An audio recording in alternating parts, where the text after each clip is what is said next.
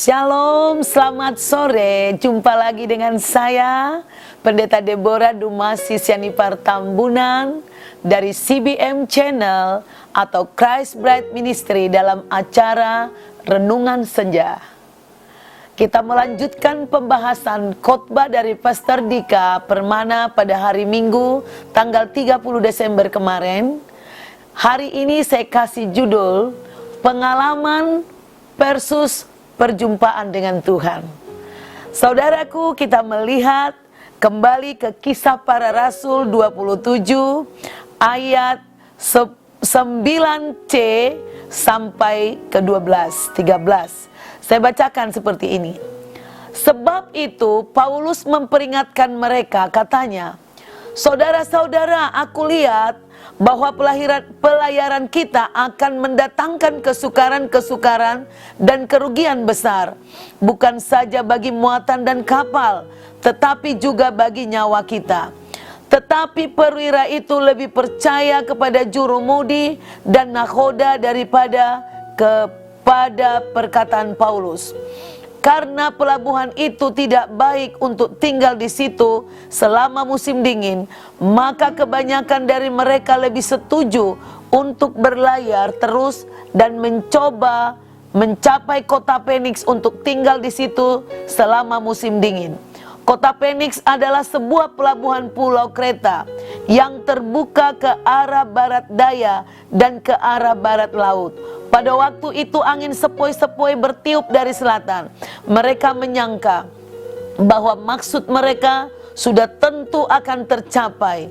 Mereka membongkar sau lalu berlayar dekat sekali menyusur pantai Kreta." Saudaraku, ketika kita bahas kemarin bahwa Paulus berlayar ke Roma, tapi di perjalanan mereka mengalami badai yang luar biasa sehingga memaksa mereka untuk ketakutan dan berpikir keras bagaimana caranya, apakah diteruskan atau tidak pelayaran ini. Dan waktu itu Paulus memperingatkan, Paulus sebagai hamba Tuhan yang dekat dengan Tuhan, dikasih Tuhan hikmat. Kadangkala saudara, orang-orang yang dekat dengan Tuhan itu bukan berdasarkan pengalaman, saudaraku. Nah, lalu dia memberikan saran. Tetapi dikatakan di ayat 11, perwira lebih percaya kepada jurumudi. Jelas dong, kalau secara alamiah manusia pasti cari orang yang berpengalaman, saudara. Itu sebabnya banyak karyawan yang berpengalaman dibajak, dikasih gaji gede. Tetapi saudaraku, kita lihat bagaimana pengalaman bisa kalah telak, tidak berguna dibanding dengan pengalaman, dibanding dengan perjumpaan seseorang dengan Tuhan. Nah, sebagai hamba Tuhan yang sangat dekat dengan Tuhan, yang mau rela mati bagi Tuhan, Paulus dijumpai oleh Tuhan melalui malaikat, memberitahukan kepada Paulus, nasihatkan kepada Paulus. Dan Tuhan saja yang memiliki kuasa untuk memberikan jalan keluar. Mungkin kita pintar mengatur hidup kita, makanan kita, istirahat kita. Tetapi saudaraku, kehidupan, keselamatan, umur panjang, kedamaian, dan juga keberhasilan anak-anak kita, usaha kita, itu hanya bisa ditentukan oleh Tuhan. Oleh karena itu, bukan gak penting pengalaman, saudaraku, tapi jangan engkau mengandalkan pengalamanmu. Karena dokter yang berpengalaman membuat sembuh orang sakit bisa mati karena penyakit yang dia obatinnya juga. Banyak sekali mengalami hal-hal yang seperti ini. Oleh karena itu saudaraku, kita perlu memiliki kedekatan hubungan dengan Tuhan. Meninggalkan semua urusan-urusan duniawi, mendekat dengan Tuhan. hatimu tulus murni mengikuti apa yang Tuhan mau, walaupun kadang memang berbeda dengan situasi, berbeda dengan lingkunganmu. Dan kita anak Tuhan yang berhubungan dengan Tuhan harus berani mengatakan kebenaran, walaupun kemungkinan ditolak, kemungkinan tidak dihargai. Tapi pada akhirnya nanti Tuhan akan bekerja membuat perkataan kita, perjumpaan kita dengan Tuhan ini menjadi berhasil, saudaraku. Saya banyak banget mengalami hal-hal seperti ini dalam kehidupan saudara, di mana orang-orang menolak saya ketika saya dipanggil Tuhan umur 17 tahun. Saya bersaksi kepada orang, saya mengetahui tentang malaikat, saya melihat tentang hal-hal yang surgawi. Orang mengatakan, emang siapa dia? Mereka terlalu merasa dirinya tinggi, tidak siap. Mereka merasa berpengalaman dan tidak mau mendengarkan apa yang kita sampaikan. Mereka cenderung melecehkan. Dan kemudian di suatu hari, saya melihat apa yang dibisikkan oleh Tuhan kepada saya terbukti, saudaraku. Nah, ini saudaraku,